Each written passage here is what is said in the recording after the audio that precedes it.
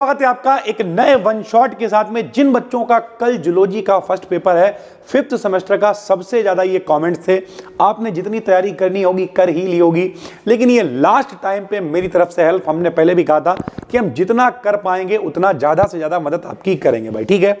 तो ये एक पूरा पेपर है पिछले से पिछले साल का। कई बार ऐसा होता है कि जो पिछले साल वाले क्वेश्चन होते हैं डायरेक्ट रिपीट नहीं होते हैं, उससे पिछले साल वाले क्वेश्चन डायरेक्ट रिपीट हो जाते हैं। तो हमने कहा हम इस पूरे सेट को सॉल्व करवा देते हैं इस वीडियो के अंदर, अगर आपकी कुछ मदद हो पाए। बाकी आपने ज्यादातर पढ़ा ही होगा, इससे अगर 2 4 5 क्वेश्चन भी रिपीट हो जाते हैं तो शायद आपके लिए ब्रह्मास्त्र होंगे। तो कुछ नहीं पढ़ा है तो यहां से शुरुआत कर सकते हो आप। पूरी पीडीएफ हम आपको फ्री में टेलीग्राम पर भी दे देंगे, उसका लिंक डिस्क्रिप्शन में डाल देंगे। पूरी वीडियो को देख डालिए और जाके सुबह पेपर देके आइए, उम्मीद करते हैं कुछ अच्छा होगा भाई, ठीक है। सबसे पहले 10 क्वेश्चन आए हुए हैं यहां पर, ये पूरी पीडीएफ हम आपको दे देंगे, बहुत ज़्यादा समय खराब करने की आवश्यकता नहीं है। बर्मी कल्चर वगैरह पूछा हुआ है। उसके बाद 3 क्वेश्चंस 15-15 नंबर में आते हैं। एमजेपी आरयू यूनिवर्सिटी का ये पेपर है भाई, ठीक है। 3 क्वेश्चन आते हैं 15-15 नंबर में, ये आए हुए हैं। और उसके बाद 3 लॉन्ग क्वेश्चन आते हैं जिनमें से कोई एक करना होता है भाई, ठीक है। तो चलिए शुरू करते हैं, इस पूरे पेपर को हम लोग सॉल्व करते हैं। सबसे पहले जो छोटे छोटे क्वेश्चन आते हैं 10 जो 2-2 नंबर में है, उनमें 2-2 लाइनें ही लिखनी होती हैं, तो बहुत ज्यादा टेंशन नहीं लेनी है। जैसे नेरिस में और हेड्रोनेरिस में क्या अंतर होता है, ये 2 नंबर में पूछा गया है, तो इसमें बहुत ज्यादा लिखने की आवश्यकता नहीं है। 2 नंबर मतलब 2 लाइनें। तो इसमें जो मेल और फीमेल होते हैं ये अलग अलग जीव में होते हैं, और हेड्रोनेरिस में क्या होता है, मेल और फीमेल एक ही जीव में पाए जाते हैं। 2 लाइनें आप लिख दोगे, 2 नंबर आपको मिल जाएंगे, ठीक है। वेक्टर्स क्या होते हैं और पेस्ट क्या होते हैं, 2 नंबर में पूछा है, तो 2-3 लाइनें आप लिख दोगे। वेक्टर्स क्या होते हैं, ऐसे जीव जो बीमारियों को एक व्यक्ति से दूसरे व्यक्ति तक फैलाते हैं। जैसे मच्छर है, डेंगू वगैरह बुखार ऐसे ही तो फैलता है कि एक व्यक्ति से दूसरे व्यक्ति तक लेके जा रहे हैं। पेस्ट क्या होते हैं, ऐसे जीव जो खेती के लिए, मनुष्य के लिए नुकसान करते हैं, जैसे गन्ने में पतंगे वगैरह लग जाते हैं, तो ये पेस्ट कहलाते हैं, ठीक है। उसके बाद एस्केरिस में जो सेक्सुअल डाइमॉर्फिज्म होता है उसके बारे में पूछा है। तो एस्केरिस के बारे में आप कैसे लिखोगे, इसकी जो फीमेल होती है वो लंबी होती है और मोटी होती है, इसकी जो मेल होती है वो स्मॉल होती है और पतली होती है, और उनकी पूंछ भी मुड़ी हुई होती है फीमेल की। तो इस तरीके से अगर आप बताओगे सेक्सुअल डाइमॉर्फिज्म के बारे में कि फीमेल कैसा है मेल कैसा है, आप 2 नंबर में बता दोगे, 2 लाइनें, आपको नंबर मिल जाएंगे, ठीक है। पैरामीशियम का डायग्राम 2 नंबर में पूछा हुआ है, वो आप देख लेना, सर्च करना गूगल पे पैरामीशियम का डायग्राम, ऐसे ही लिख देना तब भी आराम से आ जाएगा। तो यहाँ पे क्या ही लगाते। उसके बाद सी पेन क्या है, सी फैन क्या है, इनके जेनरिक नेम पूछे हुए थे। तो जैसे इसका नाम गोरगोनिया होता, नाम पेनाटुलासिया होता है। तो इस तरीके के 2 नाम पूछे हुए हैं इस पेपर में जो आप देख सकते हो। टेप बॉर्म क्या होता है, फीताकृमि बोलते हैं, तो ये एक परजीवी कीड़ा होता है। अच्छा, ये लॉन्ग में भी आया हुआ है टेप बॉर्म, अभी आगे हम आपको बताएंगे भाई, ठीक है। तो इसका शरीर छोटे छोटे कई सेगमेंट्स में बटा हुआ होता है, इंसान के पेट में रहता है और वहीं से खाना ये चुराता है। इसका पूरा लाइफ साइकिल भी लॉन्ग में आया हुआ है, मोस्ट इंपॉर्टेंट, अभी आगे आपको बताएंगे, ठीक है। उसके अलावा नेरिस क्या होता है, तो एक समुद्री कीड़ा होता है। इसके शरीर में कई खंड होते हैं, इसके जो पैर हैं वो पैरों की तरह ही होते हैं, यानी आसानी से ये चल सकता है भाई, ठीक है। पिला के बारे में पूछा है, मार्फोलॉजी ऑफ पिला के बारे में बताइए। तो पिला एक घोंगा होता है, इसका शरीर नरम यानी सॉफ्ट होता है, पैर के रूप में पैर होते हैं जिससे ये चलता है भाई, ठीक है। उसके बाद बात करें तो रोडेंट्स यानी कृंतक के बारे में पूछा है, जो कुतरते हैं एक तरीके से। तो ये छोटे छोटे जीव होते हैं जिनमें लंबे लंबे दांत पाए जाते हैं, जैसे चूहा है, गिलहरी है, इनमें दांत बड़े होते हैं, ये सब कुतरने का काम करते हैं। वर्मी कल्चर क्या होता है, तो यह कीड़ों के माध्यम से मिट्टी को फर्टाइल बनाने का प्रोसेस है। जैसे केचुए की सहायता से मिट्टी उपजाऊ बनाया जाता है, मिट्टी को 9th क्लास में पढ़ा जाता है, केचुए को किसान का मित्र क्यों कहते हैं। तो इस तरीके से ये वर्मी कल्चर प्रोसेस कहलाता है। इसमें क्रॉप का प्रोडक्शन बढ़ जाता है। केमिकल फर्टिलाइजर्स जो होते हैं, यानी जो रासायनिक खाद वगैरह होती है, उनकी जरूरत नहीं पड़ती है। तो ये 10 क्वेश्चन आए हुए हैं 2-2 नंबर में। अगर इनमें से 2-4 क्वेश्चन भी रिपीट होते हैं तो आपके लिए बहुत इंपॉर्टेंट रहेंगे, आप इन्हें देख लेना भाई, ठीक है। पीडीएफ अभी जैसे ही वीडियो पब्लिक होगी वैसे ही हम पोस्ट कर देंगे पीडीएफ भी। उसके बाद पूछा है जो फाइलम मोलस्का होता है, ध्यान से समझिए। 15-15 नंबर के 3 क्वेश्चन आए हैं। फाइलम मोलस्का जो है, इसके कैरेक्टरिस्टिक्स फीचर्स आपको बताने हैं। तो कैरेक्टर अब 15 नंबर में आया तो कम से कम 8-10 फीचर तो आपको बताने हैं। तो नंबर 1 आप लिख दोगे सॉफ्ट बॉडी, इसका शरीर मुलायम होता है, इसलिए इसे हम लोग मोलस्का भी कह देते हैं। बॉडी कवर्ड बाय शेल, यानी ज्यादातर में कैल्शियम का एक कठोर शेल यानी कवच पाया जाता है। जैसे अगर हम लोग बात करें स्नेल हो गया, कुछ में नहीं पाया जाता है, जैसे ऑक्टोपस वगैरह में नहीं भी पाया जाता है, लेकिन ज्यादातर जो होते हैं, कौन ज्यादातर होते हैं, जितने भी फाइलम मोलस्का में आते हैं वो ज्यादातर में क्या होता है, कवच पाया जाता है। बाइलैटरल सिमेट्री होती है, यानी शरीर जो है वो बाइलैटरल होता है, दो बराबर हिस्सों में बटा होता है। 3 जर्म्स की इनमें लेयर पाई जाती है। कौन कौन से होते हैं, तो एक्टोडर्म होते हैं, मेसोडर्म होते हैं और एंडोडर्म होते हैं। 3 इसमें लेयर पाई जाती है जर्म की। फिर इसके मेंटल प्रेजेंट की बात करें तो शरीर पर एक विशेष त्वचा फोल्ड होता है, यानी इसकी जो स्किन है वो एक तरीके से फोल्ड होती है, मुड़ी हुई होती कह सकते हैं, जिसे हम लोग मेंटल कहते हैं, जो कि शेल बनाने में सहायता करती है। मस्कुलर फूड की बात करें तो इसके फूड जो होते हैं वो बहुत ही मजबूत होते हैं और आसानी से ये गति कर सकते हैं। ऑक्टोपस में नहीं होते हैं, ऑक्टोपस में वही जो है आपने देखा होगा, ऑक्टोपस में पैर वैर की जुगाड़ नहीं होती है, क्योंकि ऑक्टोपस बचपन में हम लोगों को दिखाया जाता चित्र इस तरीके से मार्ब इंतजाम बना होता है। तो एक आध में जैसे उसमें शेल नहीं, मतलब ऊपर का कवच नहीं पाया जा रहा है, तो एक आध में होता है भाई, ठीक है। बाकी जनरली सब में मस्कुलर फूड्स पाए जाते हैं। उसके अलावा शरीर का जो मुख्य हिस्सा होता है उसमें पाचन है, प्रजनन है, उत्सर्जन, जिसमें ये सारे अंग होते हैं, उसे बेसरल मांस बोलते हैं हम लोग भाई, ठीक है। फिर रेडुला पाया जाता है, भोजन को रगड़ कर खाने वाले दांत जैसी संरचना पाई जाती है, पर बाइबॉल्स में अनुपस्थित होती है, कुछ में अनुपस्थित होती है, बाकी ज्यादातर में स्ट्रक्चर रेडुला पाया जाता है जो भोजन को रगड़ के खा सकता है, दांत जैसा स्ट्रक्चर होता है। उसके अलावा सर्कुलेटरी सिस्टम ओपन होता है, इसका जो ब्लड सिस्टम होता है, ब्लड सर्कुलेटरी सिस्टम होता है वो कैसा होता है, ओपन होता है। अधिकांश में मेल और फीमेल अलग अलग होते हैं। कुछ एग्जांपल्स की बात करें, पिला है, ऑक्टोपस है, काइटोन है, स्क्विड है, ये सारे के सारे इसी मोलस्का में आते हैं भाई, ठीक है। तो ये 15 नंबर में आया हुआ है। एक बार पीडीएफ अगर आप देख लोगे आप आराम से लिख सकते हो। 15 में हम कह रहे 10 नहीं लिख पाओगे, हम कह रहे something is better than nothing, कुछ नहीं से थोड़ा वाला 8 9 10 लिखाओगे, कुछ ना कुछ नंबर आपको मिल जाएंगे, ठीक है। फिर एक क्वेश्चन आया, मेटाजेनेसिस इन ओबिलिया। ओबिलिया में मेटाजेनेसिस कैसे होती है, बहुत आसान भाषा में हमने लिखा है। मेटाजेनेसिस का अर्थ होता है अल्टरनेशन ऑफ जनरेशन। अल्टरनेट समझते हो, आज आए कल नहीं आए, आज आए कल नहीं आए, तो इसे अल्टरनेशन कहते हैं, ठीक है। अर्थात एक ही ऑर्गेनिज्म अपनी लाइफ साइकिल में 2 अलग अलग फॉर्म बनाता है, अल्टरनेट फॉर्म बनाएगा। कौन कौन सी होती है, तो एक पॉलिप स्टेज होती है, एक मेडुसा स्टेज होती है, एक आसेक्सुअल होती है, एक सेक्सुअल होती है भाई, ठीक। तो 2 स्टेज बनाएगा, इससे पहले ये बनेगा, फिर इससे ये बनेगा, इससे ये, तो कैसे बनेगा, तो हमने कहा ये दोनों स्टेजेस एक के बाद एक आती रहती हैं और पूरी लाइफ साइकिल चलती रहती है। इसे ही मेटाजेनेसिस हम लोग कह देते हैं। कैसे कहेंगे, तो पहली होती है पॉलिप स्टेज, क्या होती है, चिपक कर रहने वाली स्टेज है। दूसरी है भैया मेडुसा, जो तैरने वाली स्टेज होगी। तो ये कैसे रहेगी, ये चिपक कर रहने वाली स्टेज है, जैसे जो इसका लाइफ साइकिल है वो यहीं से शुरू होगा। लाइफ साइकिल पॉलिप से शुरू होती है। पॉलिप एक प्लांट जैसा दिखने वाला छोटा सा ब्रांच होता है, छोटी सी शाखा होती है जो कहीं पत्थरों पे कहीं लकड़ी पर चिपकी रहती है। पॉलिप की बॉडी के 2 काम होते हैं। क्या काम होते हैं, एक तो खाना पकड़ना और दूसरा नए मेडुसा को बनाना, क्योंकि दूसरी स्टेज मेडुसा वाली है, ठीक है। दूसरी स्टेज को बनाना। पॉलिप क्या करेगा, बडिंग करेगा। बडिंग का मतलब क्या होता है, छोटी छोटी नई ब्रांचेस निकलने लगना और नई ब्रांच मिलकर अलग हो जाना, नए पौधे का निर्माण हो जाना। तो पॉलिप बडिंग करेगा और छोटे छोटे मेडुसों को बनाएगा। बड का मतलब होता है बॉडी का एक छोटा पार्ट निकलकर नया बच्चा बन जाए। ये मेडुसा पॉलिप से अलग होकर पानी में तैरने लगता है। तो 2 स्टेजेस हैं, एक पॉलिप है जो चिपका हुआ है कहीं कहीं पे, उससे क्या हो रही है, बडिंग हो रही है, यानी शरीर में एक नया पार्ट बन रहा है और वो अलग हो रहा है, जिसे हम लोग मेडुसा कहेंगे, ठीक है।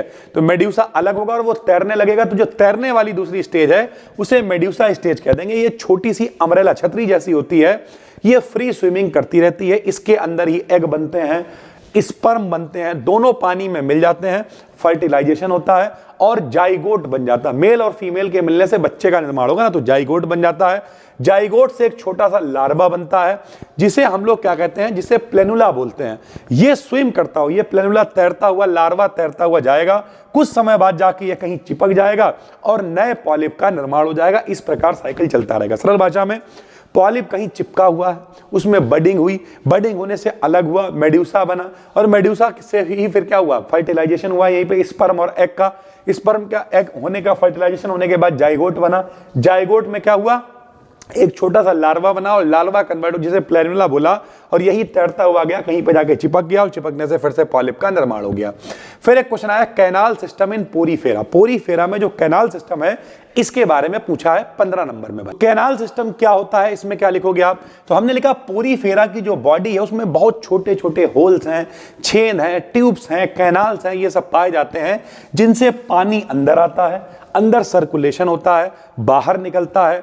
इसी पानी के साथ ऑक्सीजन है, फूड पार्टिकल्स है, पूरे वाटर फ्लो सिस्टम को ही कैनाल सिस्टम कहते हैं। यानी इसमें अलग से कोई अंग नहीं है, बस छिद्र हैं, उन छिद्र से पानी आएगा, उन्हीं से फूड आएगा, उन्हीं से ऑक्सीजन आएगी, और इस पूरे सिस्टम को हम लोग कह देंगे कैनाल सिस्टम। कैसे काम करेगा? तो सबसे पहले ऑस्टिया होगा। ये क्या होगा? ये इनकी बॉडी पर छोटे छोटे छेद होंगे जिनसे पानी अंदर आएगा। कैनाल्स क्या होगा? अंदर बहुत सारी ट्यूब्स होंगी, पानी अंदर ही घूमता रहेगा। फिर अंदर बहुत सारी शेल्स होंगी। ये शेल्स क्या करेंगी? इन शेल्स के पास छोटी सी पूंछ होती है, ये पानी को पंप करते हैं तथा फूड को पकड़ लेते हैं। यानी ये कोशिकाएं क्या करेंगी? पानी को पंप करेंगी और जो खाना होगा उसे ये लोग पकड़ लेंगी। ठीक है, फिर क्या होगा? ये बीच में बड़ी सी जगह होती है जिसे हम लोग क्या बोलते हैं? स्पेंगोकोल बोलते हैं। ये क्या होगी? ये बीच में एक बड़ी सी जगह होगी जहां पर पानी आकर पानी ज्यादा से ज्यादा यहीं पर आएगा। फिर ऑस्कुलम क्या होगा भैया? पोरीफेरा बोल दो। ये ऑस्कुलम क्या होगा? इसकी बॉडी का सबसे बड़ा होल होता है और पानी यहां से बाहर निकल जाएगा। तो इस तरीके से पूरा इस प्रकार पोरीफेरा की पूरी लाइफ कैनाल सिस्टम पर डिपेंड करती है। फूड भी इसी से मिलता है, ऑक्सीजन भी इसी से मिलती है, और जो बड़े से होल होंगे वहीं से वेस्ट जो बचेगा वो भी यहीं से बाहर वापस जाएगा भाई। ठीक है, तो इस तरीके से ये चलता है, आसान है, आप लिख सकते हो भाई। ठीक है, फिर कॉन्जुगेशन इन पैरामीशियम। पैरामीशियम में कॉन्जुगेशन कैसे होता है? कई बार आया हुआ है, इसे भी आप पढ़ लेना कैसे। तो कॉन्जुगेशन पैरामीशियम में एक सेक्सुअल रिप्रोडक्शन लाइक प्रोसेस होता है। सेक्सुअल रिप्रोडक्शन क्या होता है? जिसमें दो पैरामीशियम आपस में मिलते हैं, जेनेटिक मटेरियल को एक्सचेंज करते हैं। आपस में जेनेटिक मटेरियल को एक्सचेंज करेंगे तो नई प्रजाति बनेगी, नए तरीके के जीन्स आएंगे और उनसे जेनेटिक डाइवर्सिटी बढ़ती है, नए इन्वायरमेंट में सर्वाइव करने की कैपेसिटी बढ़ती है।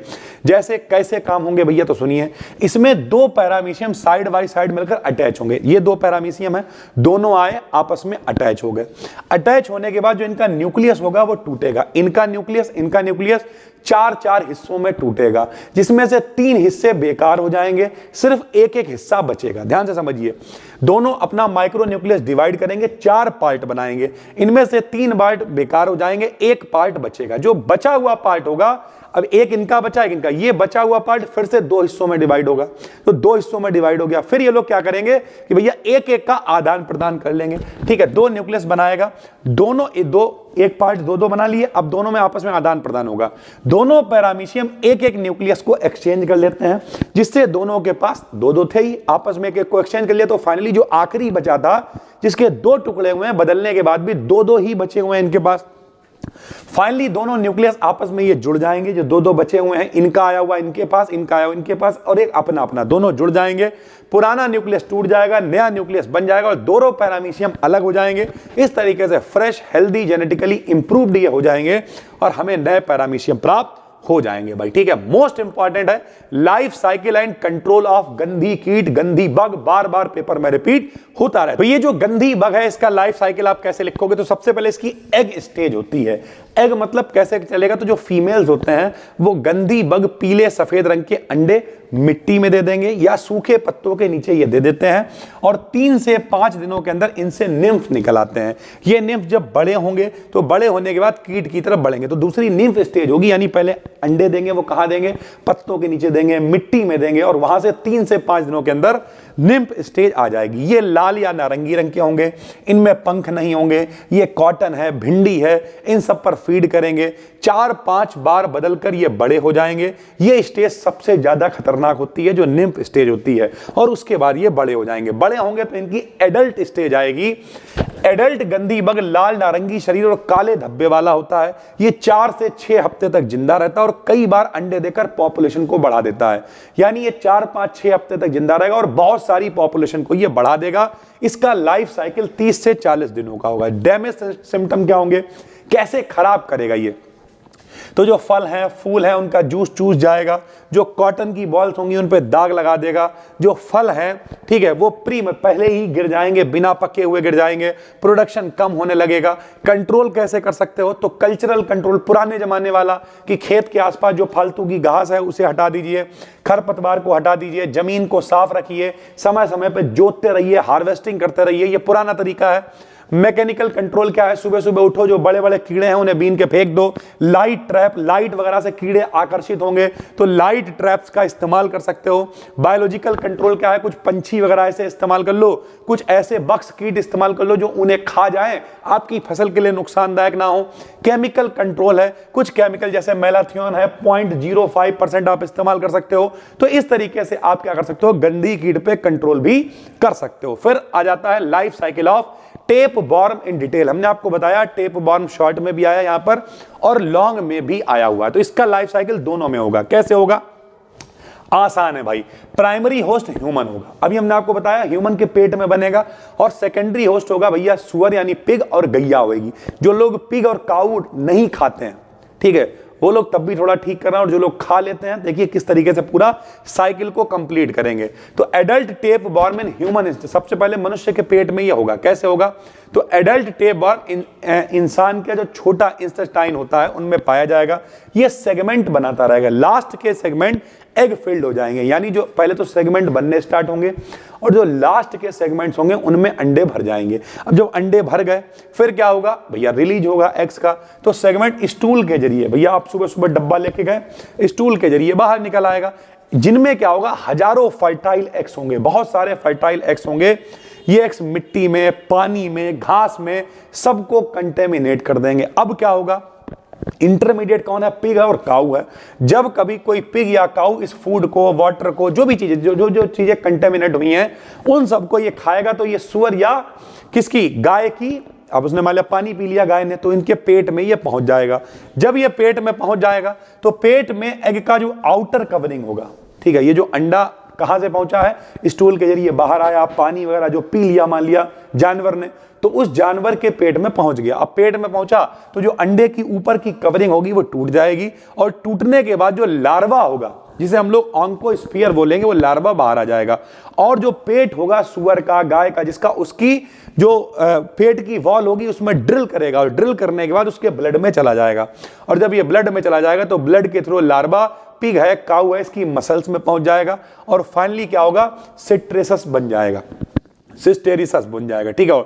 जब ये सिस्टेरिस बन जाएगा, यही वाली जो स्टेज होती है ये इंसान के लिए बहुत ज्यादा खतरनाक होती है। और फाइनली ह्यूमन में कैसे पहुंचेगा? जब इंसान इसे खाएगा, गाय को, सुअर को, इन सब किसी को खाएगा तो ये जो सिस्टेरिस है ये उसके पेट में पहुंच जाएगा। पेट के एसिड से इसका जो आउटर लेयर होगा वो टूट जाएगा, और लार्वा इंटेस्टाइन के बॉल से अटैच हो जाएगा। जब ये बॉल से अटैच होगा, पेट में अटैच होते ही लार्वा एडल्ट बॉर्म में डेवलप होने लगेगा और नए सेगमेंट फिर से बनाना स्टार्ट कर देगा। 3-4 महीनों में ये फुल्ली ग्रोन हो जाएगा, और हो सकता है 2 से 4 मीटर तक लंबा हो जाए, और ये साइकिल दोबारा से स्टार्ट होता रहेगा। तो इस तरीके से चीजें चलती रहती हैं। यानी सरल भाषा में, मनुष्य ने खाया, स्टूल के जरिए बाहर निकला, वो पानी, वो फूड मान लिया पिग ने या फिर काऊ उसके पेट में चला गया, उसकी लेयर टूटी, वो ब्लड में गया, ब्लड से मसल्स में गया। जब इंसान ने उसे खाया तो इंसान के पेट में पहुंचा, और पेट में पहुंचते ही वो डेवलप होने लगा, डेवलप होकर कई सेगमेंट्स बनाने लगा, और फिर पूरा प्रोसेस इस तरीके से चलता रहेगा भाई ठीक है। लास्ट एक क्वेश्चन है जो इसमें आया हुआ है भाई कि जो उपांग होते हैं, पहली मोन के जो उपांग है सिफेलोथोरैक्स के जरिए, ये आपको बताने तो टोटल 13 उपांग होते हैं, 13 जोड़े होते हैं भाई। कौन कौन से? तो नंबर 1 तो हेड वाले जो होते हैं जो 5 जोड़े होते हैं, इनमें कौन सा आ जाएगा? पहली छोटी सूंड आ जाएगी जो स्मेल के लिए होगी, बैलेंस के लिए होगी। दूसरी बड़ी सूंड आ जाएगी जो काय के लिए, टच के लिए, स्मेल के लिए, इन सब के लिए होगी। ग्रीन ग्लैंड की ओपनिंग भी यहीं से होगी। तीसरी क्या आ जाएगी? फूड को काटने और पीसने के लिए मैंडिबल हो जाएगी ठीक है। उसके बाद फूड को मुंह की तरफ ले जाने के लिए कौन हो जाएगी? मैक्सिला हो जाएगी। उसके बाद मैक्सिला हो जाएगी फूड को एडजस्ट करने के लिए और पानी का फ्लो बनाए रखने के लिए। थोरेक्स हो जाएगी, थोरेक्स वगैरह यानी हेड से नीचे का हिस्सा। तो ये टोटल 8 जोड़े होंगे। कौन कौन से होंगे? तो पहला कौन सा होगा? मैक्सिली पेट्स होगा, जो कि 3 जोड़े होंगे जो कि खाने में मदद करेंगे, फूड को पकड़ेंगे, फूड को साफ करेंगे ठीक है, चलाने में मदद करेंगे, इस तरीके की चीजें हैं। उसके बाद एक जोड़ा हो जाएगा जो शिकार को पकड़ने में काम आएगा, डिफेंड करने के काम आएगा, फूड को होल्ड करने के काम में आएगा। और 4 जोड़े क्या हो जाएंगे? जो कि वॉकिंग लेग्स होंगे जो कि चलने के लिए, कभी कभी फूड को पकड़ने के लिए भी काम में आएंगे। देखो भाई, आपने जैसी तैयारी कर ली होगी, कोई जूलॉजी बॉटनी मेरा सब्जेक्ट नहीं है, लेकिन बच्चे कमेंट्स कर रहे तो हमने पूरी कोशिश की है कि पूरा पेपर आपके लिए सॉल्व कर दें और एक शॉर्ट टाइम में आपको समझा भी दें, ताकि आपका क्विक रिवीजन हो जाए, शायद दिमाग में कोई चीज रह जाए और जाके आप अच्छे से पेपर लिख पाओ। पहली बार देख रहे हो, चैनल को कर लो सब्सक्राइब। बीएससी से रिलेटेड बहुत सारा कंटेंट लास्ट टाइम तक बच्चों के साथ में हम हमेशा बने रहते हैं, हमेशा साथ हैं। डिस्क्रिप्शन में फ्री टेलीग्राम चैनल का लिंक है, उसे ज्वाइन करो। ये पीडीएफ हम तुरंत डाल रहे हैं, इस पूरी वीडियो को देख डालो। बाकी आपने जो पढ़ा है सभी के लिए गुड लक, जाके अच्छे से पेपर देके आना। थैंक यू भाई, धन्यवाद।